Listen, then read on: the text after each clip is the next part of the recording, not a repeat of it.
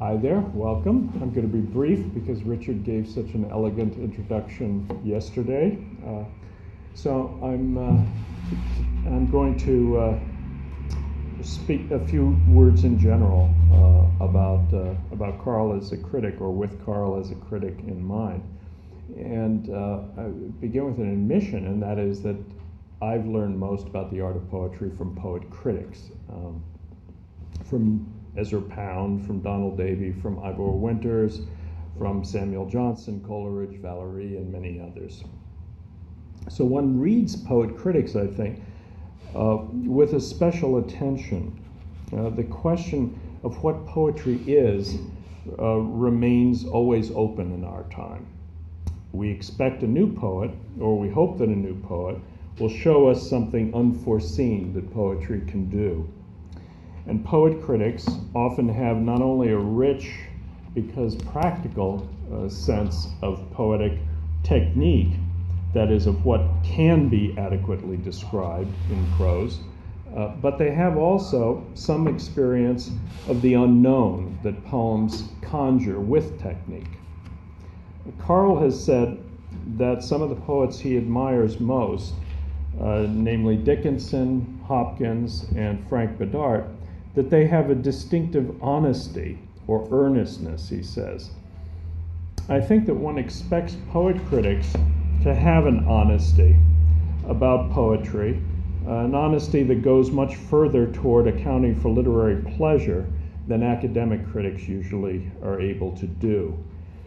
Carl's critical essays display a reliable honesty about what is most serious about the art.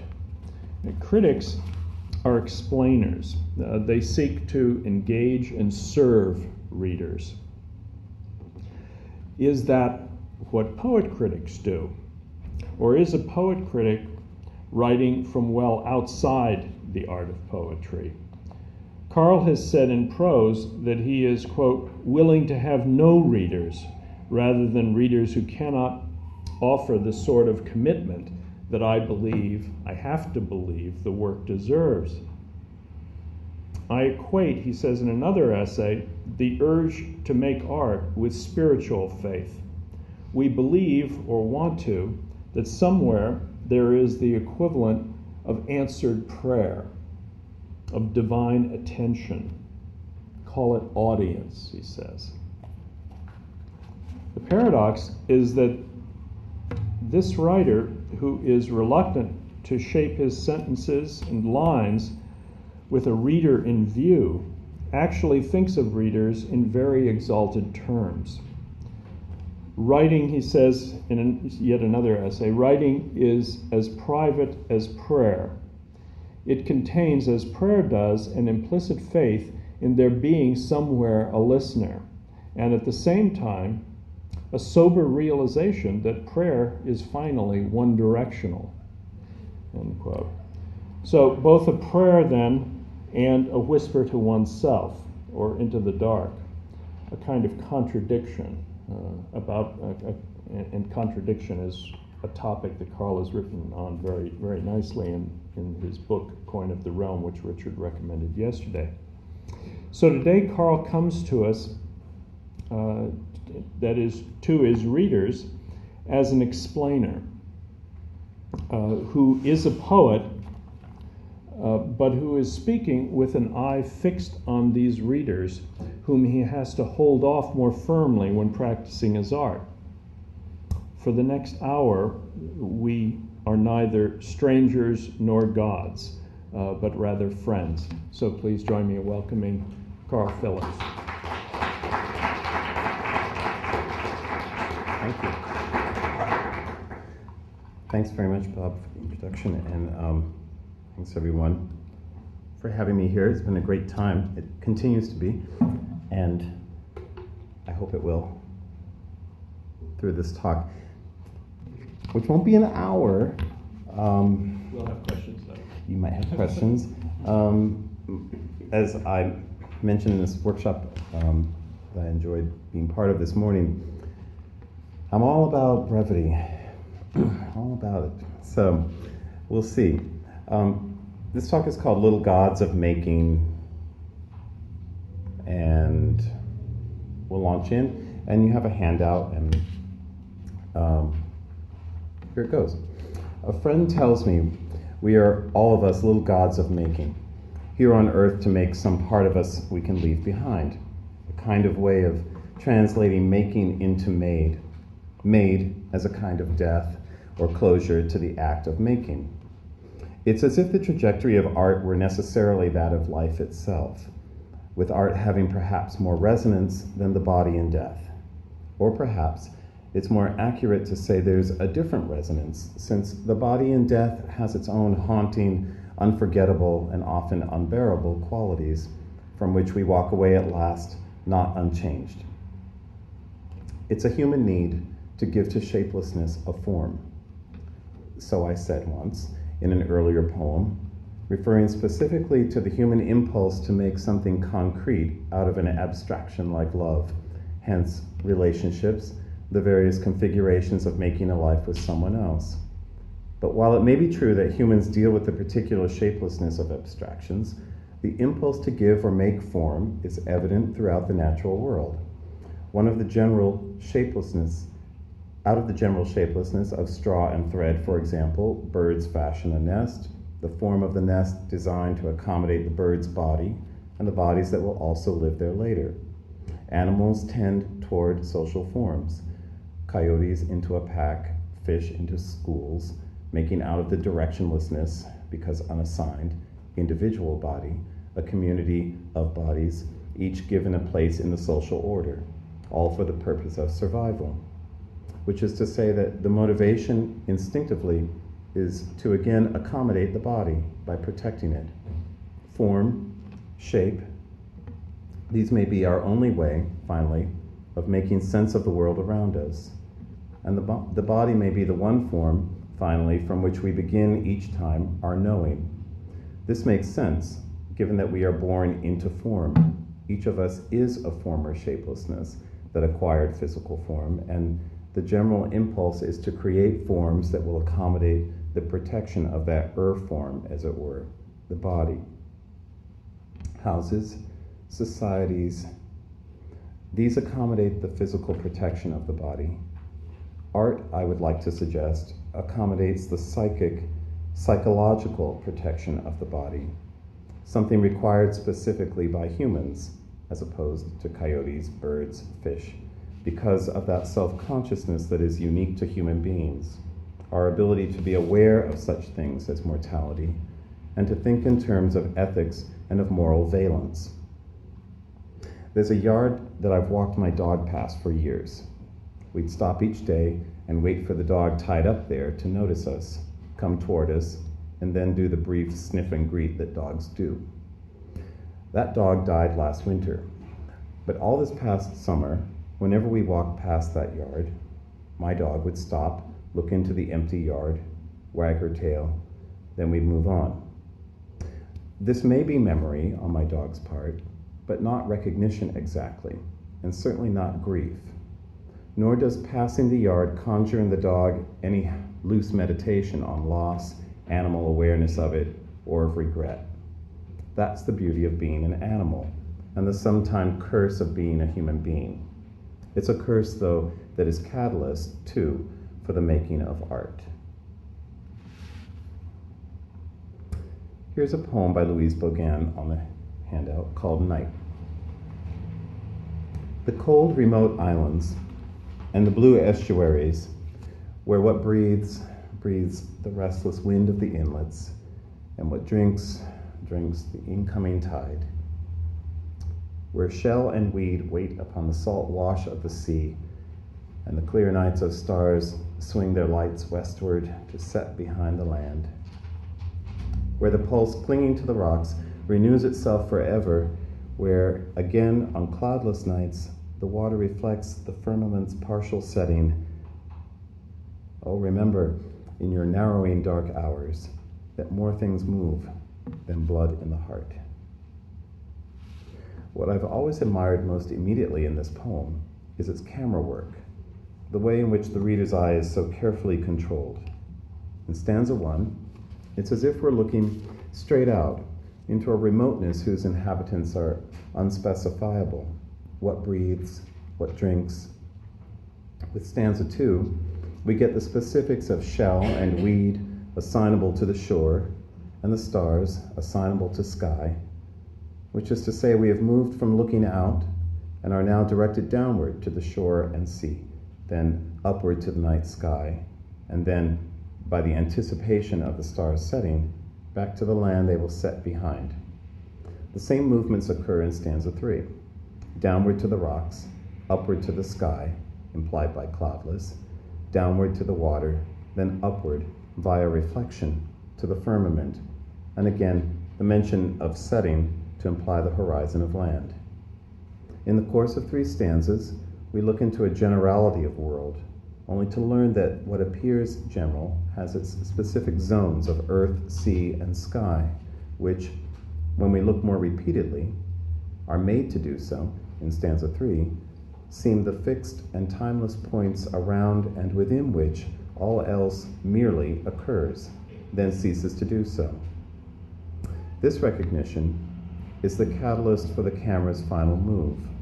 The camera, which has looked out into the physical, natural world, swings to an interior that is human, metaphysical, self-reflective, and too often forgetful of and or resistant to the self's relative irrelevance within the world it inhabits, and the limitedness of the self's existence, as we see the ongoing cyclical interaction of the sea, earth, and sky juxtaposed with the narrowing dark hours that characterize human life.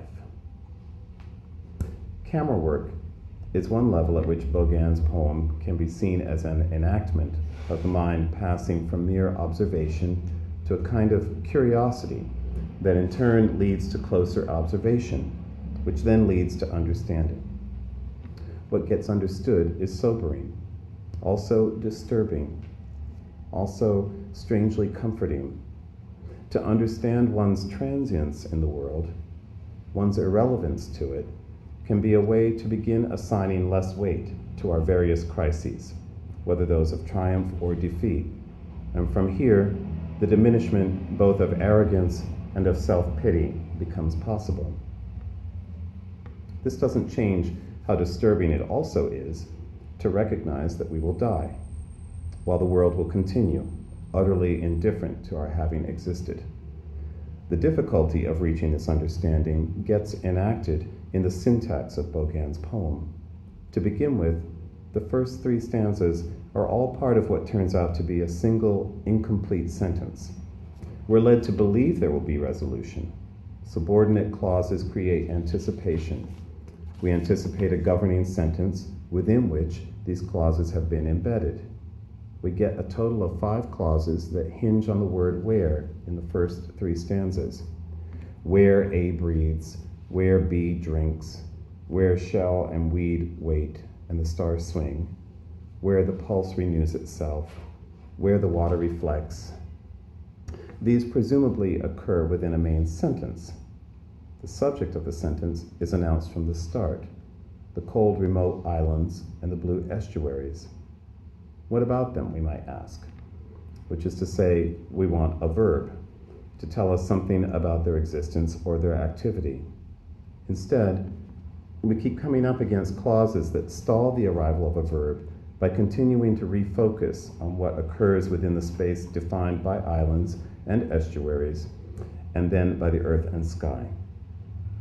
The relative clauses are where physical vision gets refined to the point of clarity that leads to metaphysical understanding. The clauses can also be seen as a stubbornness at the level of syntax. The mind balks, falters, as it approaches a difficult truth. The sentence refuses to conclude, except via the non-conclusion of a semicolon at the end of the 3rd stanza. The main verb never gets delivered. It's as if the mind were saying, I can't, I won't, and then I must. And with that, the poem leaps into recognition. That leap gets signaled by the abandoning of a long fragment for a briefer, complete sentence.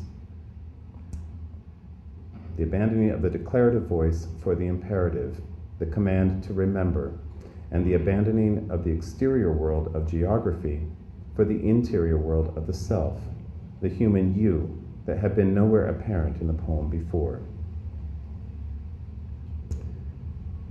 All poems contain tension of one kind or another, or to be exact, any poem that has resonance will contain tension. One tension in Bogan's poem is between the stalling I've already described and the relentlessness with which the poem's form marches steadily forward. The syntax stalls, but the stanza length, moving from a 6-line stanza to 2 5-line stanzas to a final stanza of 4 lines, diminishes, reflective of the poem's argument that the world is larger than the self which accordingly receives the fewest lines. That is one level of tension. But another occurs between the self receiving only 4 lines and the fact that those lines are the poem's final stanza, arguably a poem's most important stanza. Which is it? Are we irrelevant? Or are we everything that at last the world comes down to? I would say this is the main tension of Bogan's poem, and the fact that both things are true gives the poem its resonance. We can understand our relative unimportance within the grand scheme of life, but we are incapable of seeing the world through any other lens before seeing it first through the lens of our individual selves. My world is not my dog's world, and yet the world itself is the same world. Bogan's poem exhorts us to try remembering that human existence and endeavor are not the only things, are perhaps the least things, but we are human, and to us, they are everything. Pause of gravity for water. That's where the asterisk occurs, so, there we are. Associative leap. The predicted tropical storm arrived late this morning, and by late afternoon was at hurricane pitch. And in accordance with what by now is pretty much ritual, my partner and I drove up the coast to see the storm's full impact. Parked up at Nauset Heights at a landing that no one else has managed to find, we've got an uninterrupted view of the ocean, powerful, violent. There's a cracked dinghy that someone forgot to bring in. The wind must have taken it and smashed it against the rock it now rests beside. There's a section of wooden fencing that has come apart after the dune that it held gave way. Again, the wind, the water. Turning to Doug, I say, I think what attracts me to storms is the way they reduce form to formlessness. Or no, that's not it. A storm revises a thing's original form. It isn't formlessness, it's revision. To all of which, Doug answers by saying, there's nothing better than a great storm. He's a photographer, a landscape photographer, the kind whose instinct is to see the world first for what it is, not for what it may conjure up in the mind. Clarity of vision, not distortion of it.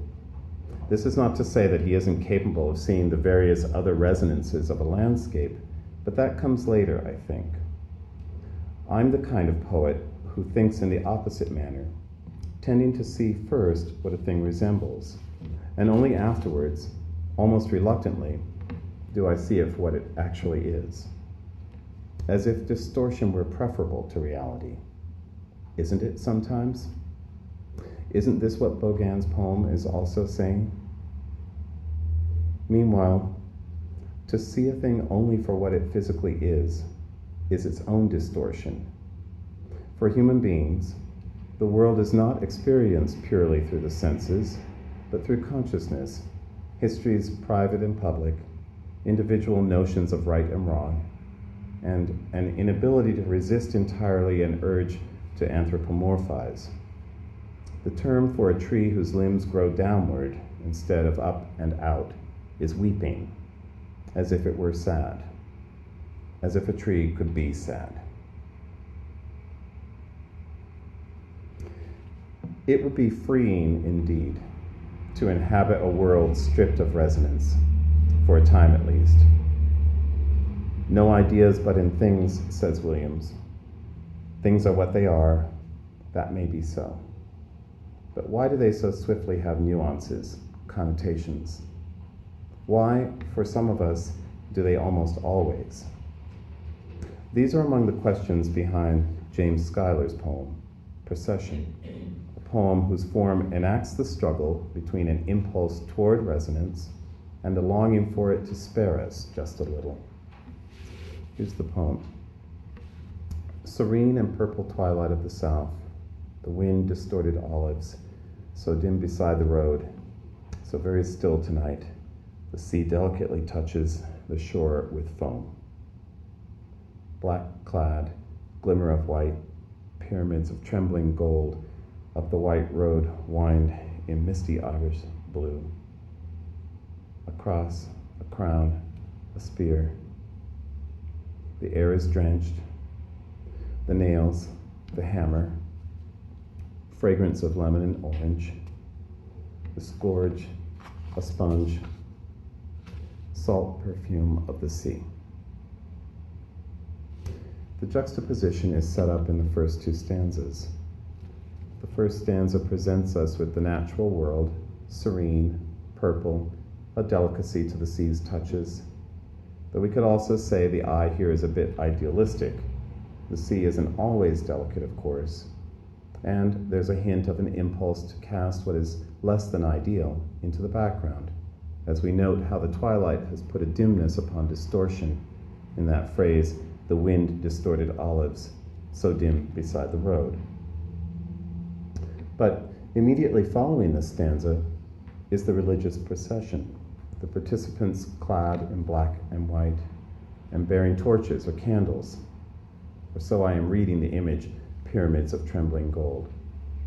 With that juxtaposition, the natural world, free of connotation, gets pitched against nothing less than the crucifixion that marks that zone in Christianity between Old Testament vengeance and New Testament mercy and salvation.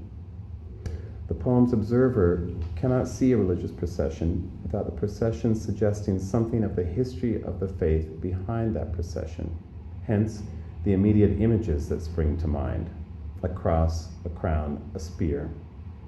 From that line to the poem's end, there's a patterned monostichic shuttling between crucifixion imagery and images that spring purely from the natural world, the air, the scent of citrus on it, the smell of the sea. As if the speaker were hoping to push away the image of suffering by focusing instead on the natural world. Is the tone of the last 6 lines that of insistence? Another way to read those last 6 lines is as coming all from the same scene. Perhaps the speaker, in remembering the crucifixion, now fleshes out, as it were, the remembered scene, imagining that at the time of the crucifixion, the air might well have been drenched, have smelled of citrus and the sea.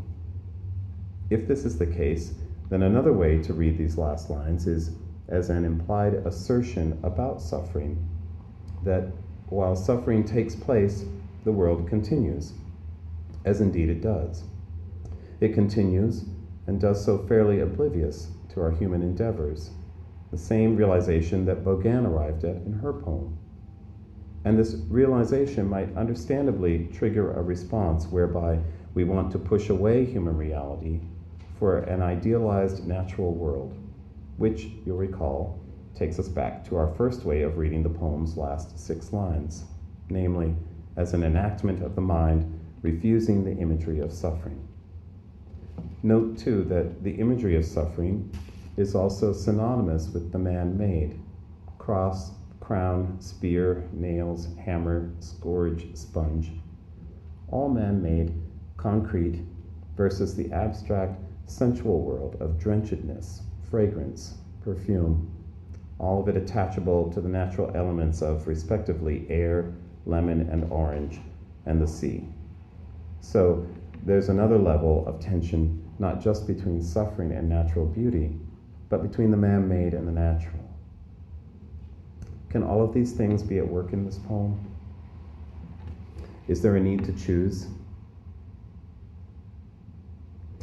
there may not be a need to choose, but there is usually, eventually, a desire for closure, for some choice to be made.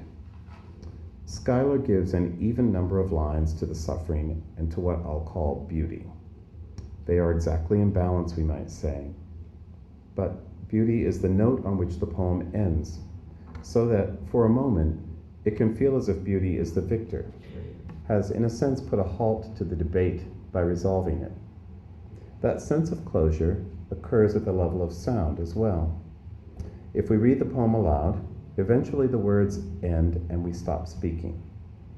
But look at how the first two stanzas opened with a capital letter, announcing a new stanza and, at first thought, a sentence in both these stanzas. However, we've been misled. Each stanza is a fragment. It began orthographically as a sentence, but no verb appears. Hence, the stanzas do not end with a period. I note that stanza 1 does contain a complete sentence. The sea delicately touches the shore with foam, but it appears embedded within the fragment, thanks to there being no capital letters to show where a sentence might begin. After these two stanzas, we have the 6 monostichs, nowhere capitalized, and yet clearly not part of an earlier sentence. Instead, the elements float, list-like, processionally, and the absence of a period at the poem's end implies that there is no end. The words have ended, but without conclusion. Note, too, that in the 3 places where there is punctuation, the commas that occur in the stanzas containing the tools of crucifixion, the effect is to generate a list within a single line, an ongoing series that ends by not ending in unpunctuated white space. So, there's an ongoingness conveyed by the relative lack of punctuation and of capitalization. But at the level of sound, there's a sense of conclusion. And in the tension between these two lies the resonance, without which a poem is flat, static, which is to say, is not a poem. This resonance can be frustrating for the reader who wants experience to be translated. But poems tend instead to transform, not translate. They are indeed translations of felt and thought experience into verbal presentation, but their business, as it were, is to transform experience so that our assumption about a given experience can be disturbed, and accordingly, our thinking about that experience might be at once made more complicated, deeper, richer. This doesn't mean that we as readers necessarily will feel better, but the purpose of reading poetry is not, to my mind, to be made to feel better, but to understand human experience more entirely. This kind of understanding leads to wisdom, not the good feeling that is finally a shallow version of the happiness that wisdom strangely brings in its wake. I just realized when I make statements like that, I think, sounds so authoritative. I hate authoritative statements, but that's what you're supposed to make in talks, so I'll just continue along. Closure is more comforting than self-abandon in the long run. It feels good to lie in the middle of a field in the pitch dark until it doesn't, and we begin to wonder who or what might be out there that we cannot see.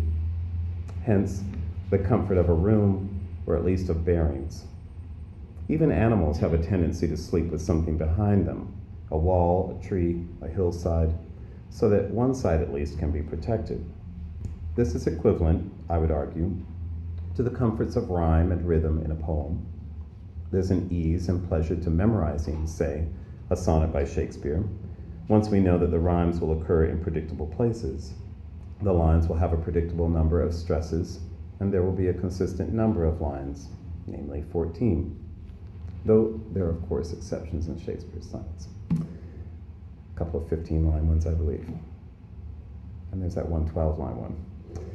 But this comfort will not lead to resonance if the argument of a poem is as regular as the poem's form, or if there aren't other points of tension between, say, the regularity of rhyme and the irregularity of sentence length, or between sentence length and line length. Look at how that works in Shakespeare's Sonnet 129, which I will read. The expense of spirit in a waste of shame is lust in action, and till action lust is perjured, murderous, bloody, full of blame, savage, extreme, rude, cruel, not to trust, enjoyed no sooner, but despised straight, past reason hunted, and no sooner had past reason hated, as a swallowed bait on purpose laid to make the taker mad, mad in pursuit and in possession so, had, having, and in quest to have extreme. A bliss in proof, and proved a very woe, before a joy proposed, behind a dream. All this the world well knows, yet none knows well, to shun the heaven that leads men to this hell. As you can see, there's the expected scheme, formally speaking, of a Shakespearean sonnet, an alternation of rhymes within each 4-line segment, and then 2 lines that rhyme right next to each other. At the level of sound, this means that we are wobbling, as it were, between rhymes. That is, the rhymes are interrupted before settling on the 2 rhyming lines no longer separated from each other, which is to say, the feeling is that of arrival, of closure, sonically speaking.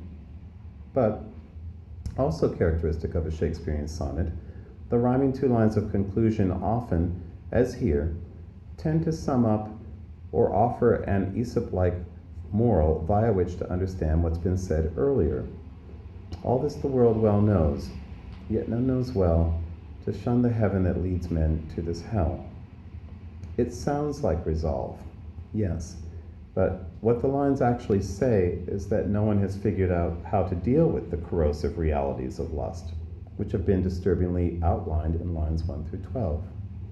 So there's a meaningful tension here between formal and sonic regularity and the irresolvability of the poem's argument. There is no solution, that is, to lust, not even the hoped-for solution of knowledge via experience. There is only the temporary stay that the sonnet's form gives to human predicament. I mentioned sentence length earlier. It's intriguing to realize this is a sonnet comprised of a mere 2 sentences. One, the one devoted to detailing the effects of lust, happens to be 12 lines long. The other, the one where knowledge or wisdom comes to the fore, is a couplet. This is another level on which the poem enacts its argument. At the level of sentence length, lust outweighs reason 12 to 2, or by 600%. I think I've got my math right. In addition, this sentence level irregularity is in tension with the regularity of form everywhere else in the sonnet. What appears to be regular both is and isn't, and this contributes to the form's resonance, which again comes not from closure, but from apparent closure of a poem's argument. We long for closure, for completeness. As the poet Lynn Heginian puts it in her poem, Slowly, quote, "Of course completeness has a strong appeal.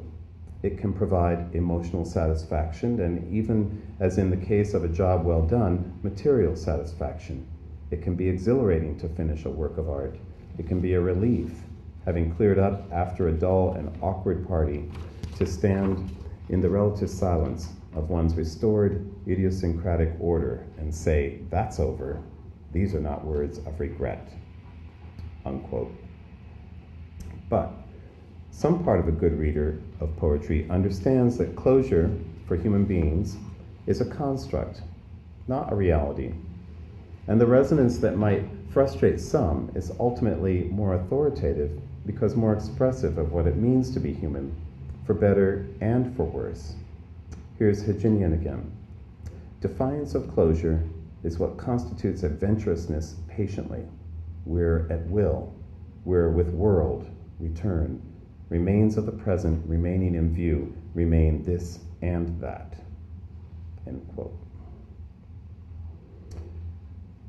It's often assumed that a resistance to closure is a postmodern development, but I hope I'm making clear that any successful poem, one that is true to human experience, will resist closure.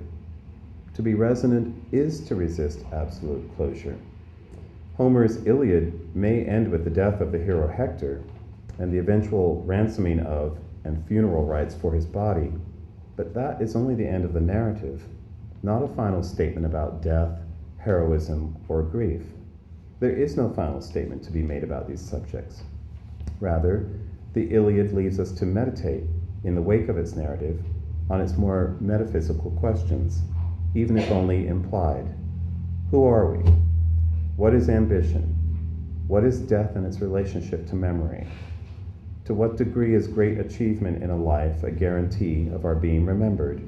And what difference can it possibly make if we're dead already? There are many reasons to make a poem. There are as many reasons to make a poem as there are to read one, surely. Lately, I've been thinking it might be like amateur photography, how the main reason to take so many pictures of fairly ordinary or even extraordinary situations is to say, we were here, this happened.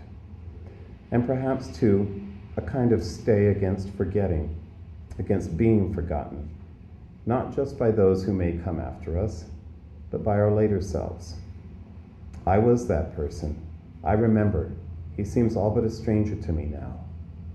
Are we not somehow back to that very old question of, who am I?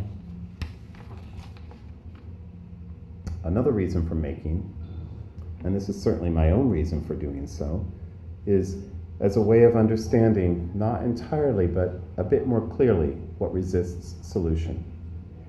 I think it's important for the maker, the poet, to stay with what I know best, to understand from the start that solution is impossible, even as he or she nevertheless attempts it. A careful calibration of humility and arrogance is required, with maybe a healthy dose of foolhardiness and or masochism, take your pick, thrown in. Or, to speak from personal experience, I tend to begin writing a poem with a sense that I know how to navigate the territory I'm entering. It's not until the end, or more likely halfway through, that I remember the truth, abandon myself up again to being lost, and just hope to arrive somewhere wiser, though no less lost, in one piece. The thing that gives me that initial misleading confidence about my psychological bearings is the set of bearings I establish at the level of structure. I think every poet does this, each one differently. In the Shakespeare sonnet, the structure was a fairly regular one at first glance, but even a poem with no formal regularity has a form. A certain number of lines, for example, that's enough to say a poem has a form. W.S. Merwin's poem Elegy reads thus in its unpunctuated entirety. Who would I show it to? It's the shortest poem I think I've ever read. Elegy. Who would I show it to? In terms of form, we can say this is a one-line poem of 6 words. The sentence itself cast in the interrogative as a question that arises in response to the title. Who would an I show an elegy to is presumably what is meant, the implication being that there is no one. The speaker is that alone, abandoned, isolated. Is that not an elegy? Somewhere between the more or less fixed structure of the Shakespearean sonnet and the monostic exemplified by Merwin's Elegy can be found the blues stanza, or what I think I'll call the blues strophe, since it isn't always contained within a single stanza.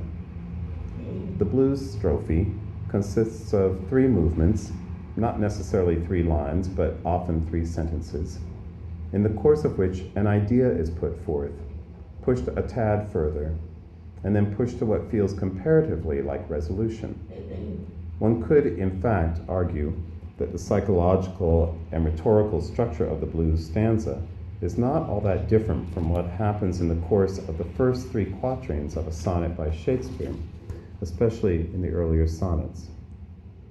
2 fairly representative blues strophes are this one from W.C. Handy's St. Louis Blues, which is on your handout. Gypsy done told me, don't you wear no black. Yes, she done told me, don't you wear no black.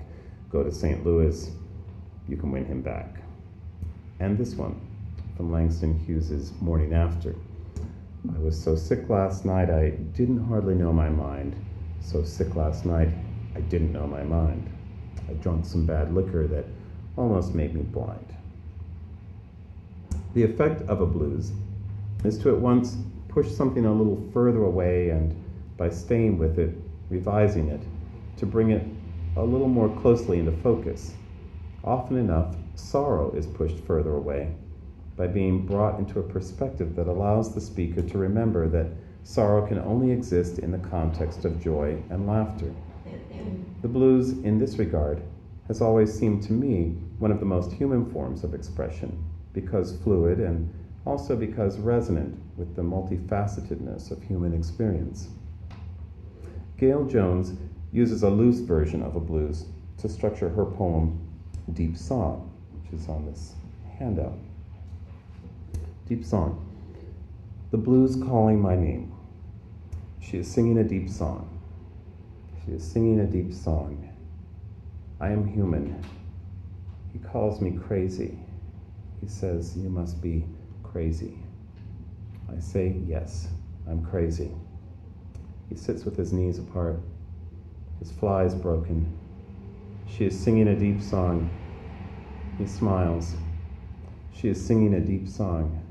Yes, I'm crazy. I care about you. I care. I care about you. I care. He lifts his eyebrows. The blues is calling my name. I tell him he better do something about his fly. He says something softly. He says something so softly that I can't even hear him. He is a dark man. Sometimes he is a good dark man. Sometimes he is a bad dark man. I love him. What a strange poem. Part of the strangeness has to do, I think, with a psychological claustrophobia. Very little is happening, except in the Henry James sense of things happening. Gestures mostly, statements that mean more presumably than merely what they say. You must be crazy. Yes, I'm crazy. And rising steadily more clearly as the poem proceeds, a sense that this relationship is decidedly one-sided. She cares about him. She loves him. Whether or not her feelings are matched by his isn't said, but the clues, his broken fly, his knees spread apart, the lifted eyebrows, the fact that he can be in equal parts a good and a bad man, these suggest a relationship where the speaker loves him against her own better thinking. Maybe this is what she means by I am human. Namely, she knows how she should feel, and she knows how she feels. And the two are very different indeed, and coexistent, even as the man coexists both as good and as bad. They are both human. Is this a love poem? Is this a poem of sorrow? A poem about our sometimes inability to help ourselves, no matter how clear we are as to why we need help? Yes, yes, and yes. Which is to say, the poem is a resonant one, authoritative because it resists easy solution. At the level of form, Jones does this by having the blues stanza routinely disrupt its own progress, starting with the first three lines, which I consider an aborted blues stanza. You can see how the second line is a pushing forward of the first line. The blues calling my name, well, actually she's singing my name, the deep song of it.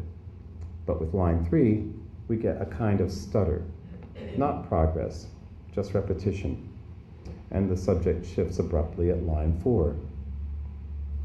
The next blues stanza can be found in lines 5 through 8. Again, some forward motion from the statement that he calls her crazy to our actually hearing him say it, but her answer merely agrees with his statement instead of revising it. A complete blues stanza would more likely go thus. He calls me crazy. He says, you must be crazy. I say, yes, I'm crazy, but so are you. So again, an interruption of progress.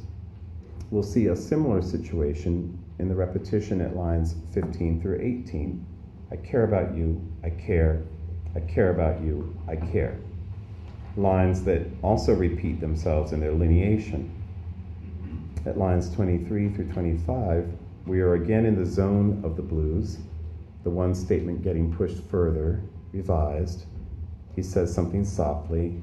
He says something so softly that I can't even hear him. But no third statement to cap it off. There is resolution of a sort in that I can't even hear him, except that we're no closer to what it is that he says. What's been happening then is that the blues stanza, or would-be blues stanza, keeps appearing and then failing to resolve. Parallel, I would argue, with the sensibility behind the speaker herself, coming closer to clarity, and then, in a sense, refusing it. Lines 26 through 28 make up the final blues stanza to be found within this one-stanzed poem. But again, none of the forward thrust that should occur. He is a dark man. Sometimes he is a good dark man. Sometimes he is a bad dark man. There is revision from being a dark man to a good dark man, but the fact that he is also a bad dark man doesn't so much revise the previous statement about goodness as add another element that neither negates nor corroborates the previous statement. Both the good and bad of the man are true. Part of the force of the poem's conclusion, I love him, comes from the confidence with which it either refuses or embraces the man's two-sidedness. It's hard to say for sure.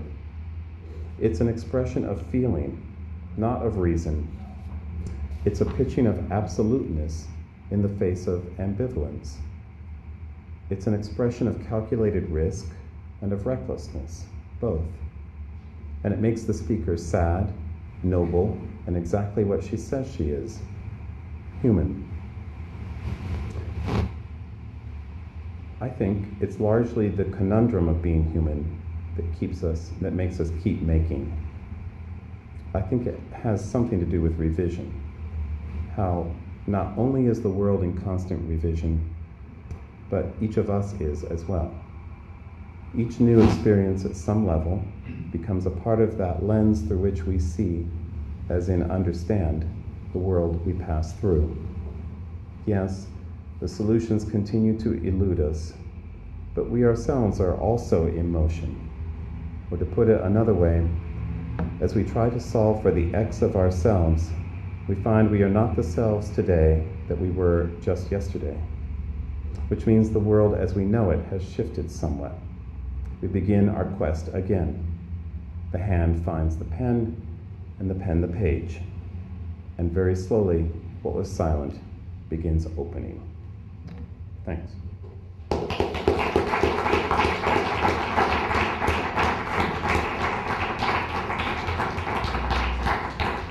See, not an hour. I'm supposed to, do I answer things? Sure. Should I say things? Do you want to ask me things? Not sure what I have to say. You'll find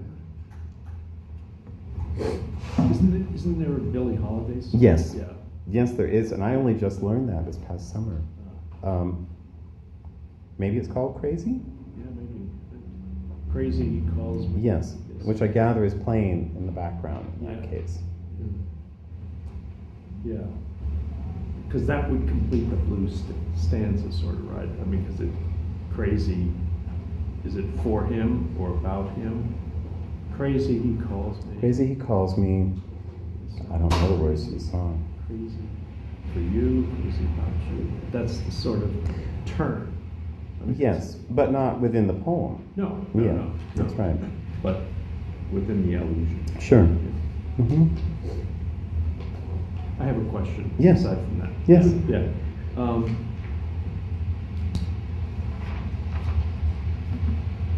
So. I'm scared already. No, don't be scared. I mean, because you made some sort of strong statements about essentially the attractiveness and the necessity of openness, of leaving issues unresolved. These are my words. You said solution is impossible, I think, or your words at one point. And so how, I think you're speaking thematically as well as formally. A lot of the paper is largely syntactic analysis, is that the means of drawing this out and showing that there's formal resistance to solution, to resolution, and that's matched by kind of pleasure taken in your explication in the wisdom of openness at the level of theme. And so I guess what I'm wondering about is what's left with regard to the pleasures of completeness and of closure, and that too is part of poetry, and the Shakespeare sonnets have been taken as models of closure, of strong closure, and the sonnet form, of course, in particular. Yeah. And so, if insofar as Shakespeare as the sonnet works for you as an emblem of the attractiveness of irresolution, then what's left on the other side of the equation? Who writes closed poems, if not Shakespeare, and what pleasures do they have to offer? I'll make a very large statement and say I don't think any poems that are lasting absolutely close. So I don't see the sonnets as models of closure. I see them, they may seem to close sonically or sometimes in terms of their argument, but when the argument seems to close, I would argue that often the sentence structure or the syntax is showing that it's not quite so simple as the argument suggests, or vice versa, that there'll be something very pleasing to hear and exact in terms of sound, but it turns out that what we're reading about is something very disturbing. And that, I find, I don't know if it's the poems I'm attracted to or it just seems to be poems in general. I find that that is usually the case. So I don't think it's not that there aren't pleasures of closure, but I think there's something naive about closure in terms of theme about certain subjects, love, death, ambition, those kinds of things. And I think that successful poets understand that and don't write poems that naively shut that down. I mean, in somebody like Herbert, I mean, if there are poems that, and there are, I think, naive poems of Herbert's that argue for we should behave this way and isn't it great when we do, for example, to vastly paraphrase Herbert. But then they're interspersed throughout the temple with poems that show that, yeah, except that it's not that easy. This is what we believe and what we want to believe, and then this is what we feel, and this is what the body suggests that we do. And so I think that in Shakespeare, and I want to say every great poet, that there is this sort of struggle that's always happening. It's not that Shakespeare is all about openness, but that he acknowledges the openness of certain subjects. And I think it's a human impulse to try to make something that has closure and feels as if it has form, even as soon as it's made. I like to think that a successful poem, as soon as it closes nicely, suggests yes, but, and that's where the resonance occurs. I don't know if that's too general to say. So, would this be true even, say, of 18th century poetry? You mentioned Love and Death, and think of Johnson's On the Death of Dr. Levitt. God, I have to admit, I've never read it. Yeah, okay. Give me an 18th century poem, another one. Try me on another one. Is it that you're not drawn to those poets of severe closure? It may be because I don't think that they are true. Yeah. I don't think that what they have to say is true to human experience. Is Turner Cassidy somebody you read?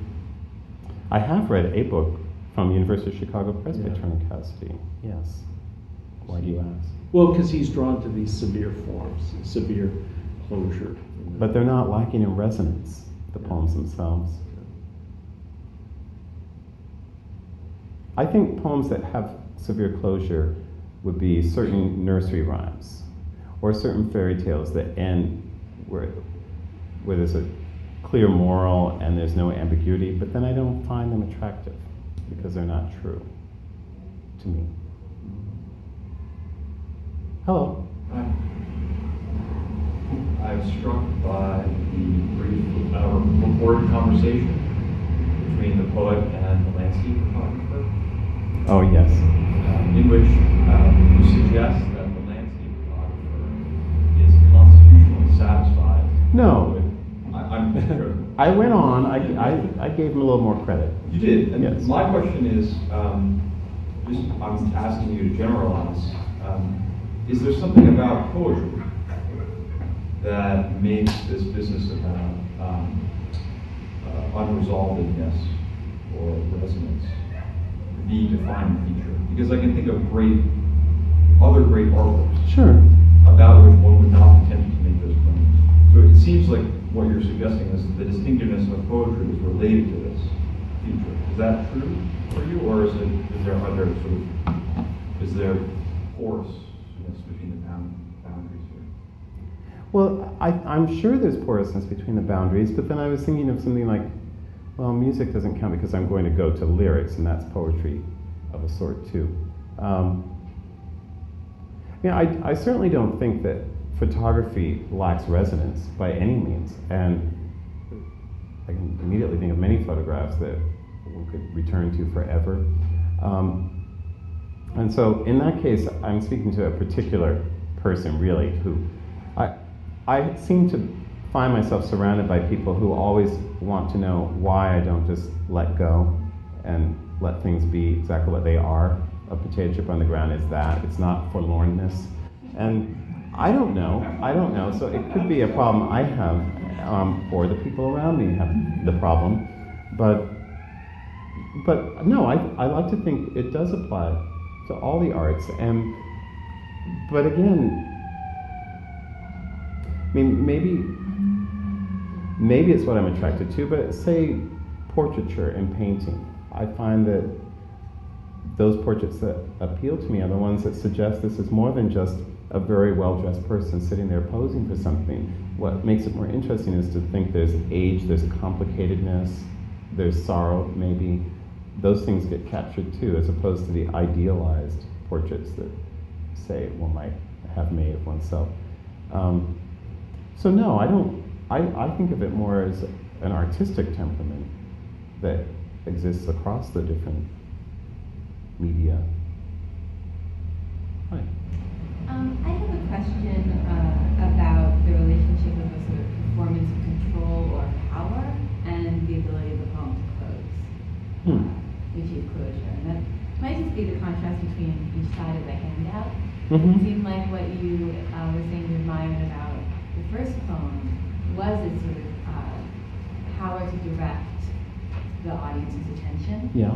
And that, in contrast, has been maybe even increasingly through the poems, the deep song, which seemed to be very anxious and in the process of at least performing a loss of control. Mm-hmm. And I wonder if that affects their ability to sort of come to a conclusion or to choose to not to. So you see those as working very differently? Well, I think that I was really interested in the comparison along the lines of sort of revision. Yeah. In each, that there's this sort of constant qualification of. Yeah, they're both doing that. Of what comes before, but Mm-hmm. I wonder if in a poem that sort of claims more authority Mm-hmm. for its speaker, if the revision is more final. And that would be the Bogam poem that claims more authority.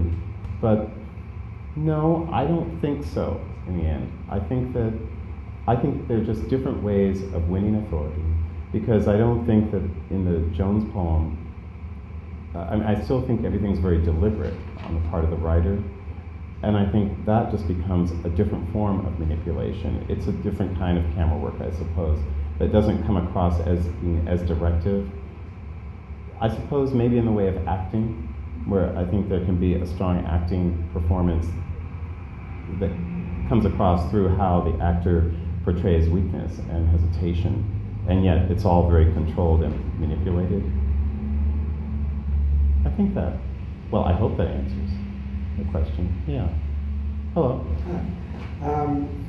I wanted to ask a question that sort of comes at your argument from the other side. In other words, you're interested in the ways in which even very closed poems defeat closure on the ground of its untruth, right? Mm-hmm. But what about poets who try to maintain openness as much as possible and suffer the necessity of closure as a truth? I think of Whitman as a poet of that kind, right? Who, if he could, would make the line never end, or the poem has no fixed length, and if he was able to, he would never have closed it. But closure asserts itself as the reality principle, as the truth thing, right? Rather than the moment at which falsification gets produced, or the moment at which persuasion that has to be defeated gets produced. So I wonder sort of how you think about closure, or whether you think about closure not just as a kind of requirement to produce the provisional but false thing, but also as a requirement that bears with it a kind of truth principle or reality principle. Well, I think that you're right. All poems have to close; they have to end. But then I think part of the challenge is how to produce some effect within the poem that at least balances out the necessity of actual closure on the page. And in workshops I call it liftoff or something, where a poem ends but the mind starts spinning further beyond it. So sure, there is the necessity of closure in terms of the ink must end, the page must end, but then that's where I think the job of a poet is to produce something that says, yeah, it appears to end, but almost immediately there's this recognition that it will never end. I think it's what I was getting at with speaking about the Iliad, but I'm not sure if I'm addressing what you're getting at. Well, I guess, the answer that you're giving is I think an answer that Whitman would want to give, right? He wants to produce endlessness. Yeah. But I mean, what's sort of the kind of interesting suffering of the Whitman poem, right? Is that he can't produce endlessness. He tries to do it, for example, with the and, right? This and that and that and that and that. Sure. And, logically speaking, and could go on forever, but practically speaking, and can't go on forever. And so there's a kind of liftoff there, but what gets asserted there, right, is not the life of the. I mean, what sort of that would be the false part, right? The false part would be the endless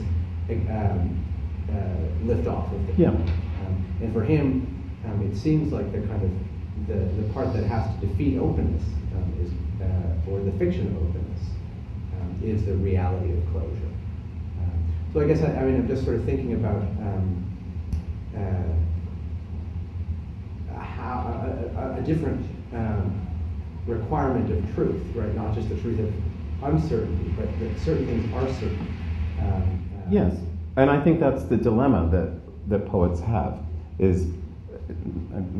Whitman's a good example. A more contemporary example is someone like Jory Graham. And people come up with different devices, it seems, for trying to suggest that it goes on forever, whether it's the and, the cataloging, or the dash, or just the lack of punctuation at the M.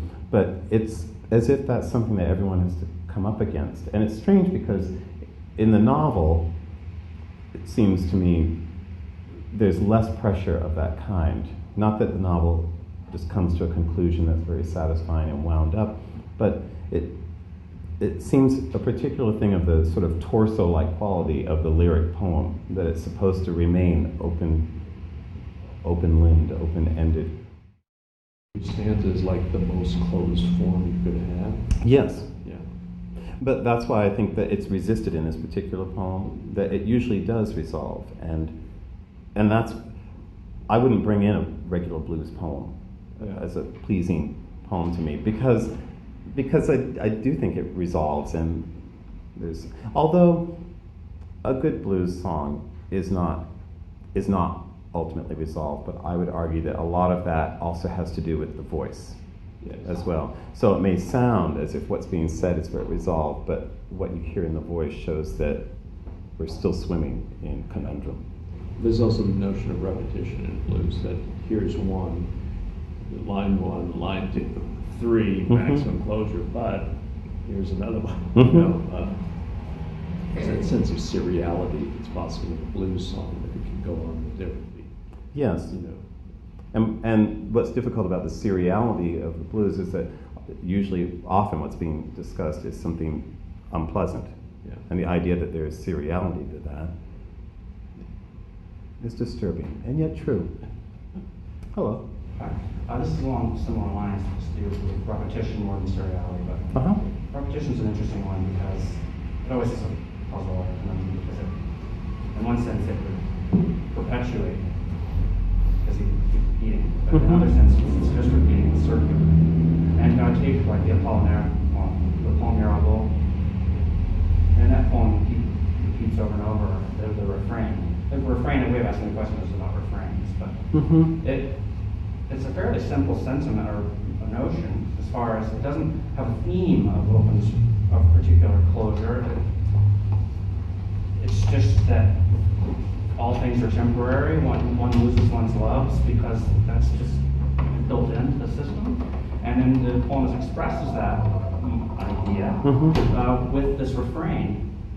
There are movements inside the poem. I don't want to. Yeah. I'm sort of stacking the deck a little bit, but I just wonder where. I do think there are tensions in the poem, but it would be harder to perhaps to describe them with your terms if it's got these refrains, and meanwhile the theme is not. If the theme were some sort of, or as you say, disturbing. I suppose it is disturbing to realize that all our loves are temporary. Yeah, and if the refrain is that, then I would say that's part of the tension that produces resonance. There's this refrain on one hand that should be comforting. We keep coming around to something we can rely on, and yet what we can rely on is that we're all going to lose our loves. To me, that shows that there's the comfort of pattern, and yet the pattern is structured around something that is difficult to accept. And to me, that produces a resonance in the poem. And that's an example of repetition that can be used to produce something open, not closed. It's just the only thing I agree with that. What you say makes sense to me. It's just that I like it when that happens. But it abides in it's kind of like hurt so good kind of thing. Yeah. And that isn't quite the same as a back and forth. True. Quite as much. So it's like a mellower version, or a less fervid, or not fervid and passionate give and take, or less dramatic. That's true.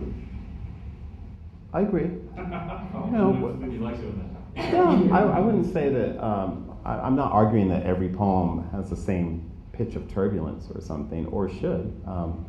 But I probably am arguing that poems that I find attractive have a level of turbulence that is disturbing. And I don't want to be comforted by poetry. I don't enjoy poetry as entertainment, and I enjoy it as revelation, and of often things that are disturbing. But that probably, were I to go to a therapist, would yield many interesting results. I just think those are the poems. Maybe it's why I like people like Dickinson or Frank Bedard. Certain George Herbert poems, the ones where he's more profane than sacred. To me, that seems more reflective of real life, or a more fully lived life. And that you're comfortable using pleasure as a term, but entertainment not so much. That's right, but because I'm not entertained by being told about the difficulty of being human and alive, but there's a pleasure in understanding it. There's a pleasure in understanding that one is not alone, and to sort of plumbing more fully the difficulties of it. But entertainment to me is, I'll go to Sex and the City for that. And, that's entertainment. Not that there aren't actually depths to that show, but that's another subject. So there are And things. it's comfort in entertainment, and not just pleasure in entertainment. Yeah. And I wonder whether those two things are quite different from one another. Comfort and pleasure. No, comfort and entertainment. Oh, they comfort. can coincide. You can be comforted by things that are merely entertaining. That's right. They distract you. But there might be more serious forms of comfort than distraction. And I think that there are poems that Sure. desire or seek to produce comfort of a kind that you also want to. I think you also want to resist. You don't want to be not just you don't want to be entertained, but you don't want to be comforted by poetry. Well, also when you say there is a comfort, you're right, that not all comforts distract. When I speak of the pleasure of certain kinds of poetry, there's a comfort to me in knowing that this is not a unique experience to oneself, even though what one might be reading about is a very difficult experience. So that's not distracting me from my own experience, it's actually focusing me very closely on it by looking at it through someone else's same experience. So absolutely, comfort isn't mere distraction, but it can be distraction. It would be pretty terrible if all we did was focus gloomily on the seriousnesses of a life. So I think that, didn't T.S. Eliot say that? Something about humankind not bearing too much reality or being able to. Yes. He did say that poetry is a superior entertainment.